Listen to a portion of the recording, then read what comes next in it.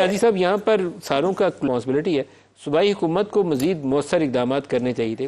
میں یہاں مانتا ہوں کہ سیکیورٹی کے اداروں کے بغیر آپ راستے واسطے نہیں کھلوا سکیں گے, لیکن کوآرڈینیٹڈ ایفرٹ بھی کسی چیز کا نام ہے. کوآرڈینیشن سے بھی آگے بڑھ سکتے ہیں. نہیں, بے شک چیزیں چلتی کوآرڈینیشن سے. اور جہاں تک لا اینڈ آرڈر کی تعلق ہے, لا اینڈ آرڈر کبھی بھی لوکلائز نہیں ہو سکتا, اور وہ بھی ایسی جگہ پہ جہاں جس ضلع کا 3 بارڈرز افغانستان سے ملتے ہوں. اس کا ایشو سب سے بڑا یہی ہے کہ یوں افغانستان کے ساتھ جڑا ہوا ہے, ٹرائنگل ہے, اس کے اندر بیسیکلی گھسا ہوا ہے. تو اس میں جب آپ دیکھ رہے ہیں کہ پولیس تو اکوپڈ ہی نہیں ہے آپ کی, آپ جتنا مرضی ان سے ایکسپیکٹ کر لیں وہ نہیں ڈیلیور کریں گے. لیکن آپ ایف سی لگا سکتے ہیں, آپ کے پاس بارڈر سیکورٹی فورس ہے, اوپر اس کی تعیناتی کروائیں, قلعے ولے بنوائیں. دیکھیں 2.5 مہینے سے ایک مسئلہ چل رہا ہے. دیکھیں اگر ہماری سیکیورٹی ایجنسیز ISPR کے مطابق 100 آپریشن پر ڈے کر رہے ہیں, کیا ایک آپریشن ادھر نہیں ہو سکتا؟